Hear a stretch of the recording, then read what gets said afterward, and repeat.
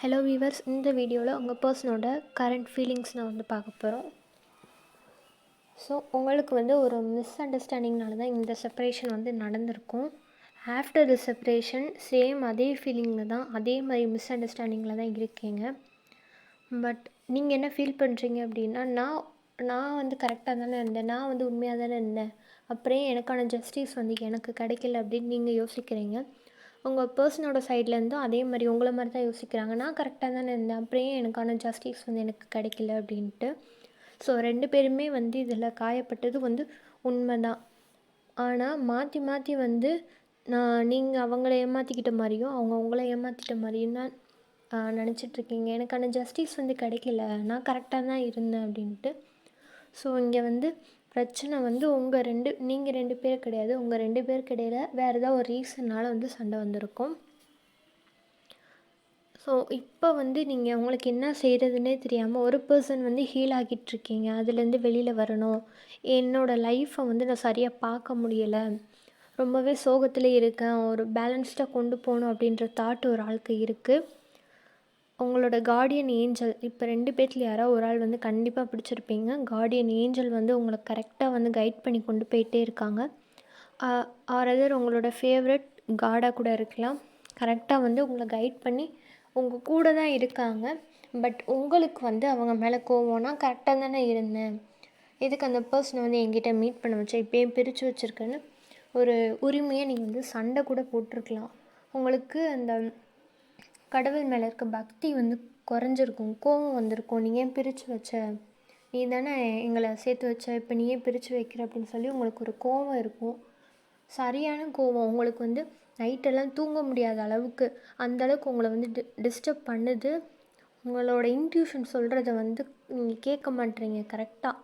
அதாவது மனசு வந்து அப்படியே தடுமாறுறது, பேலன்ஸ்டாக இல்லாமல் இப்படி சொல்கிறது அப்படி சொல்கிறது. நீங்கள் என்ன தான் உங்கள் லைஃப்பில் டே டைம் பேலன்ஸ்டாக இருக்குன்னு நினச்சாலுமே உங்களோட இன்ட்யூஷன் வந்து உங்களை கரெக்டாக வந்து கைட் பண்ண மாட்டேங்குது.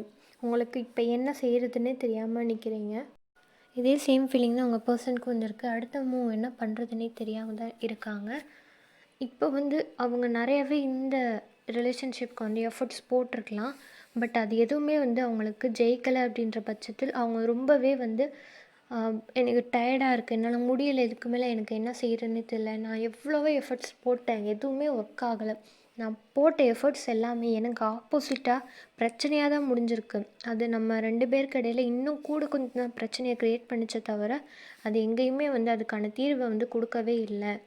ஸோ இனிமேல் நான் எதுவும் செய்கிறதா இல்லை, இப்போதைக்கும் நான் எதுவுமே செய்கிறதா இல்லை, நான் ரெடியாக இல்லை, எனக்கு ரொம்பவே டயர்ட் ஆகிட்டேன் அப்படின்னு சொல்கிறாங்க. பட் உங்கள்கிட்ட வரணும், நியூ லைஃப் நியூ பிகினிங் பண்ணணும் அப்படின்ற ஆசை வந்து ரொம்பவே அதிகமாக இருக்குது. கொஞ்சம் நான் சரியாகிட்டேன், சின்ன சான்ஸ் கிடைச்சா கூட ஒன்றுட்டு நான் ஓடி வந்துடுவேன் அப்படின்னு சொல்கிறாங்க. பட் ஸ்டில் இந்த பர்சன் வந்து ஜஸ்டிஸ்க்காக தான் வெயிட் பண்ணிகிட்டு இருக்காங்க. ஸோ இவ்வளோ நாள் வந்து நீங்கள் இவங்கள்ட்ட போய் பெக் பண்ணிகிட்டு இருந்திருப்பீங்க. ஸோ இப்போ வந்து அதுக்கெலாம் வந்து அவங்க ஃபீல் பண்ணுறாங்க.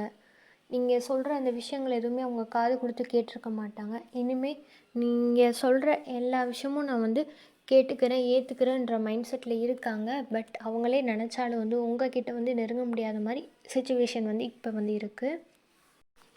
உங்ககிட்ட வந்து சேர்கிறதுக்கு புதுசாக ஐடியா வந்து தோணும். ஸோ உங்ககிட்ட வர அந்த டைம் வந்து நீ ஏதாவது ஒரு உங்ககிட்ட நான் பேச வந்தேன் அப்படின்னா நீ ஏதாவது ஒரு வேர்ட் சொல்லி என்னை ஹர்ட் பண்ணிடுவேன் அப்படின்ற பயத்தில் நான் திரும்ப அப்படியே போயிடுவேன். ஸோ வந்த வழியிலே நீ வந்து என்னை அனுப்பி வச்சிடுறேன், ஏன்னா அந்தளவுக்கு எனக்கு வந்து பயமாக இருக்குது, நான் அந்தளவுக்கு ஒன்று பேசியிருக்கேன், நீ அந்தளவுக்கு வந்து நீ எனக்கு ரிப்ளை பண்ணுவ அப்படின்ற பயத்தில் வந்து நான் அப்படியே போயிடுறேன். அதை நினைக்கும் போதே எனக்கு அந்தளவுக்கு வந்து ஒரு பெயினாக இருக்குது. ஏன்னா 10 ஆஃப் ஸ்வார்ட்ஸ் அந்தளவுக்கு வந்து பெயினாக இருக்குது. உங்ககிட்ட பேசவே எனக்கு பயமாக இருக்குது, எனக்கு அந்தளவுக்கு தைரியம் வந்து இல்லை, நான் அதனால் திரும்ப போயிட்டு புதுசாக நான் வந்து ஸ்டார்ட் பண்ணணும்னு நினைக்கிறேன். தைரியமாக உன்கிட்ட பேசணும், தைரியமாக இந்த சுச்சுவேஷனை வந்து ஹேண்டில் பண்ணணும் அப்படின்ற ஐடியா வந்து இவங்களுக்கு இருக்குது. உங்களுக்கு தெரியாமல் ஏதோ உங்கள் பின்னாடி ஏதோ ஒரு விஷயங்கள் வந்து நடந்துகிட்ருக்கு. ஸோ அதை வந்து இந்த பர்சன் வந்து உங்கள்கிட்ட சொல்லணும். அது எதுவாக வேணால் இருக்கலாம், உங்களை வந்து காப்பாற்றுறதுக்காக கூட இருக்கலாம். அதை வந்து உங்கள்கிட்ட சொல்லணும்னு ரொம்பவே ட்ரை பண்ணுறாங்க. நிறைய விஷயங்கள் ட்ரூத் வந்து உங்கள்கிட்ட ரிவீல் பண்ணணும் அப்படின்னு சொல்லி நினைக்கிறாங்க. பட் நீங்கள் வந்து அவங்க மேலே இருக்க கோவத்தில் வந்து எதாவது சொல்லிடுவீங்களோன்னு அவங்களுக்கு பயம் இருக்குது. ஒரு சில குரூப் ஆஃப் பர்சன்ஸ் பேச்சை கேட்டு நான் உன்கிட்ட வந்து சந்தேகப்பட்டிருக்கேன், உன்கிட்ட வந்து ஹார்டாக வேர்ட்ஸ் யூஸ் பண்ணியிருக்கேன் அப்படின்னு சொல்கிறாங்க. அது வந்து உங்கள் சைடாகவும் இருக்கலாம், இல்லாட்டி அவங்க சைட்லேருந்தும் நடந்திருக்கலாம். ஸோ ஆப்போசிட்டாக அந்த மாதிரி வந்து ஹர்ட் ஆகியிருக்கிற வாய்ப்பு வந்து அதிகமாகவே இருக்குது. இவங்க வந்து உங்களை ப்ரொடெக்ட் பண்ணணும் அப்படின்னு நினைக்கிறாங்க. இது ஒன் செட் ஆஃப் பீப்புளுக்கு உங்களுக்கு ரெசனேட் ஆகிற மாதிரி எடுத்துக்கோங்க. இன்னொரு செட் வந்து பார்த்திங்கன்னா, உங்கள் பர்சனோட ஃபேமிலி வந்து ப்ராப்ளம் பண்ணியிருக்கலாம். ஸோ அவங்க கூட சண்டை போட்டு அதுக்கப்புறம் உங்கள்கிட்ட வந்து சேரணும் அப்படின்னு வந்து நினச்சிருக்கலாம். ஸோ அவங்க ஃபேமிலி வந்து உங்களை அக்செப்ட் பண்ணாமல் இருந்திருக்கலாம். அதனால வந்து இந்த செப்பரேஷன் நடந்திருக்கும். இன்னொரு விஷயம் பார்க்குறப்போ உங்களுக்கு இடையில் ஏதோ ஒரு ஈகோ கிளாஷஸ் வந்து நடந்துருக்கலாம். ஸோ அது வந்து ஒரு மேஜர் ரோல் வந்து ப்ளே பண்ணுதுங்க. பட் இருந்தாலுமே உங்களுடைய அந்த தாட்ஸ் வந்து அவங்கள வந்து மறக்கவே முடியலை. You are the star. நீங்கள் வந்து ஒரு ஸ்டாராக தெரியுறீங்க அவங்களுக்கு.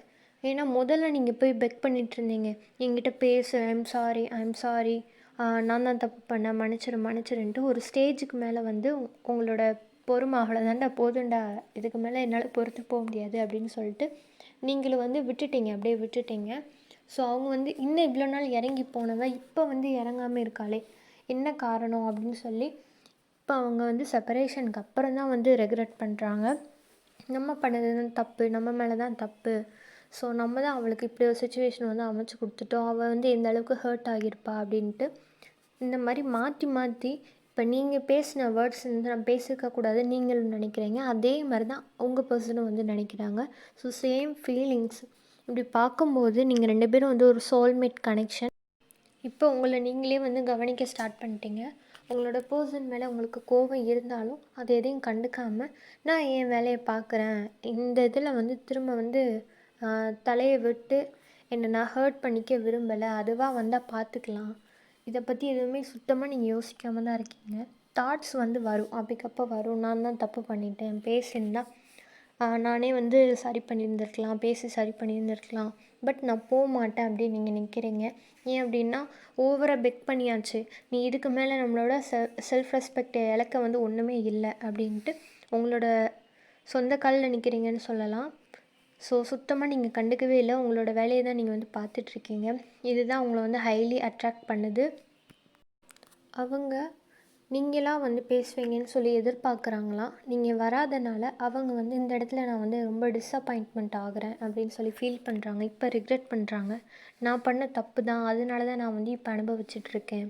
இன்னும் நீங்கள் போய் பேசலை, நீங்கள் வந்து பேசுவீங்கன்னு எதிர்பார்த்து கூட அவங்க வந்து இதை என் பண்ணலாம் அப்படின்னு நினச்சிருப்பாங்க. திரும்ப அவளே வந்து பேசிடுவா, அவனே வந்து பேசிடுவான், நம்மளாம் எதுக்கு போய் பேசிக்கிட்டு அப்படின்ட்டு.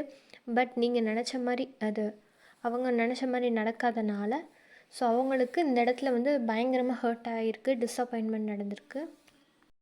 இங்கே பார்க்கையில் queen of wands, feminine energy அதிகமாக வந்து ஹர்ட் ஆகிருக்காங்க.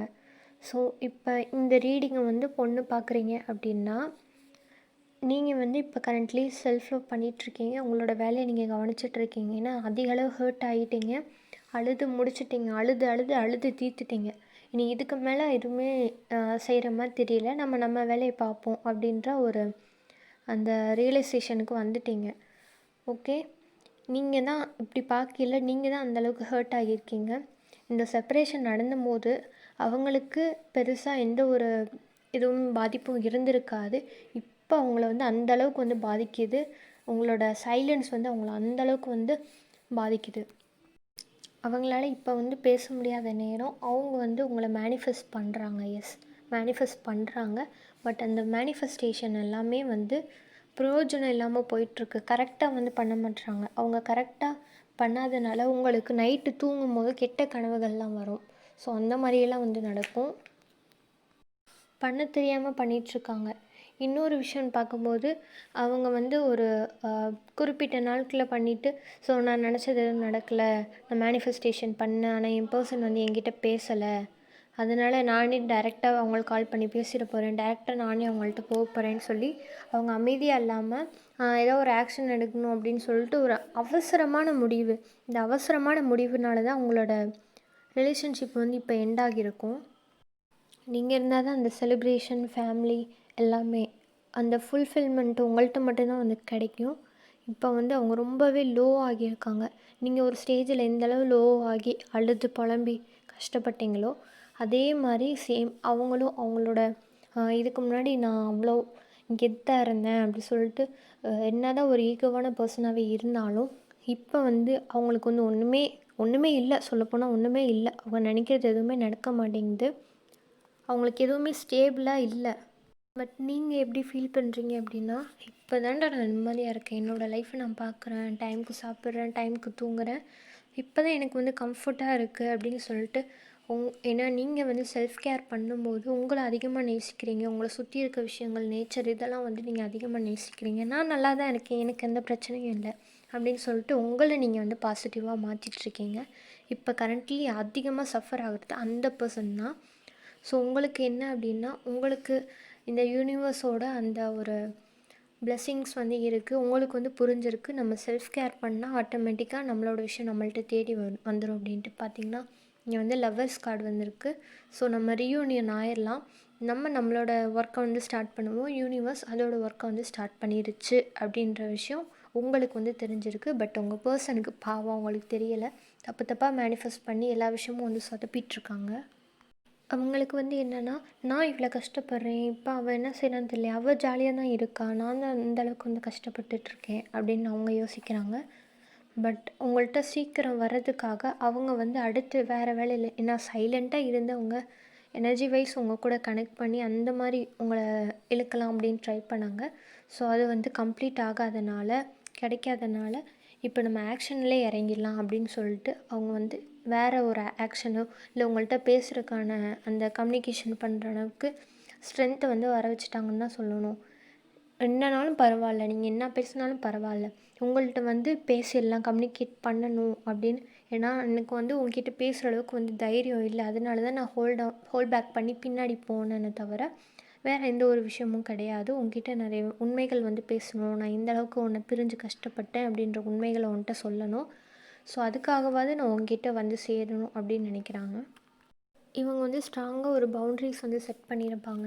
அதாவது நம்ம போய் பேசிடக்கூடாது, நம்ம போய் பேசினா நம்மளோட கெத்து போயிடும், அந்த மாதிரிலாம் வந்து நினச்சிருக்கலாம். இப்போ வந்து அவங்களால ஒன்றுமே முடியலை. ஸோ அதனால் நம்ம ஈகோ விட்டுட்டு நம்மளே போய் பேசிடலாம் அப்படின்ற மைண்ட் செட்டுக்கே வந்துட்டாங்க. இன்னொரு சைடு பார்க்கும்போது இவங்களோட ஃபேமிலி இவங்களுக்கு பண்ணுற ப்ரெஷர் வந்து இந்த டைம் வந்து குறைஞ்சிருக்கு. ஸோ நீங்கள் மேனிஃபெஸ்ட் பண்ணுறீங்க அப்படின்னா கண்டினியூஸ் பண்ணிகிட்டே இருங்க, அது சூப்பராக ஒர்க் ஆகுது. பார்த்திங்கன்னா அவங்களோட கட்டுகளில் வந்து அவுக்கப்பட்டிருக்கு. அவங்க வந்து இப்போ ஸ்ட்ரெஸ் ஆகலை, இப்போ வந்து அவங்களே வந்து ஹீல் பண்ணிகிட்ருக்காங்க. ஸோ அவங்க கம்ப்ளீட்டாக ஹீல் ஆனால் தான் உங்கள்கிட்ட வந்து சேர முடியும். எனர்ஜி வைஸ் இன்றைக்கி பார்க்கும்போது சூப்பராக வந்து இருக்குது. யூ ஆர் த ஸ்டார், அப்படியே மெயின்டைன் பண்ணுங்கள். செல்ஃப் லவ் பண்ணுங்கள், செல்ஃப் கேர் பண்ணுங்கள், உங்களுக்கு பிடிச்ச விஷயத்த பண்ணுங்கள். பிடிச்சதை வாங்குறது, உங்களை நீங்களே ரசிக்கிறது, அந்த மாதிரி வந்து செய்யும் போது ஆட்டோமேட்டிக்காக உங்களுக்கான விஷயம் உங்களை தேடி வரும். Don't chase anyone. எப்பயும் பாசிட்டிவ் எனர்ஜியை கூட வச்சுக்கோங்க. ஸோ இதுதான் உங்களுக்கான ரீடிங். மறக்காமல் எனக்கு தேங்க்யூ யூனிவர்ஸ்னு கமெண்ட் பண்ணிடுங்க.